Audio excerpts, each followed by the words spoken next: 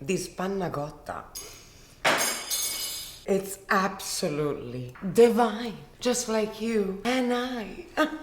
Ingredients. There's one absolutely iconic dessert known throughout the world that comes from Italy, and that is panna cotta. But a lot of people don't dare make it because it really does sound a super fancy, overcomplicated dessert. But many, if not the majority of people I talk to, say they are scared to venture into making a panna cotta because they think it's very difficult. It couldn't be further from the truth. First of all, let's talk about what is panna cotta. Panna cotta is a cooked cream dessert. So that alone tells you all you gotta do is mix the cream with some sugar, with a little bit of vanilla extract if you please, and then put the gelatin, combine and refrigerate. It really is the most simple dessert and quickest to make and put together. Today we are using my favorite combination with the panna cotta, and that's the panna cotta toppings. Panna cotta toppings can vary enormously. You can do caramel, chocolate, you can do different types of jams, fresh fruits. Today we're making a little mixed berry jam that will be served on the top of it. It's absolutely simply delicious. Even the jam alone takes nothing to make, and it's the most clever thing. I'm gonna show you. We start with heavy cream, light brown sugar, vanilla extract. While the cream simmers, we prepare the gelatin. Water in a gelatin that's dry, and we dissolve.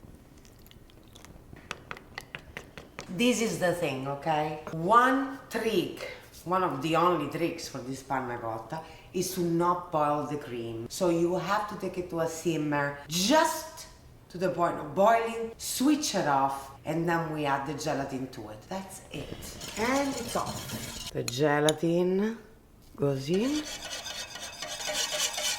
We left the gelatin in a corner for a second and it's solidified. Now we're going to make sure that it dissolves back into the cream. We let it cool off for a couple of minutes.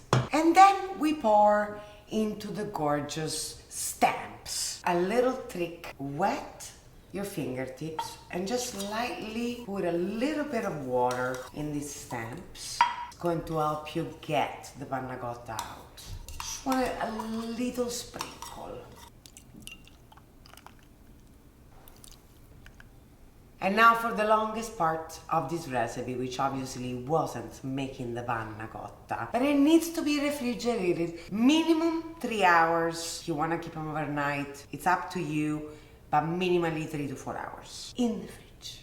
And this step, it really is a creative step. You can put any kind of mixed berries you wish, even one specific one if you want. The secret is fire, a good pan, the berries, the sugar, and the lemon, and that's it.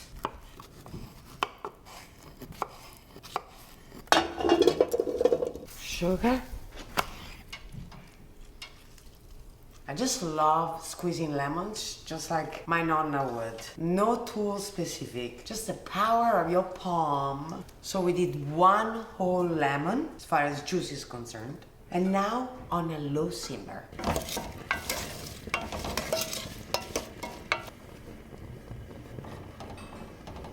Wow, look at that gorgeousness. This is a little bit of a creme brulee trick, okay? We just are going to get it out of the stand, of the little mold.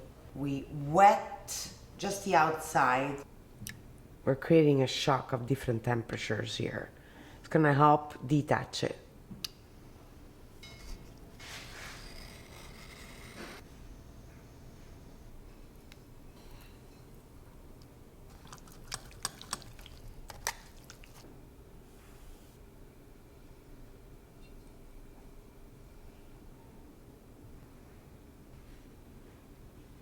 This is total unnecessary step. A little grated dark chocolate.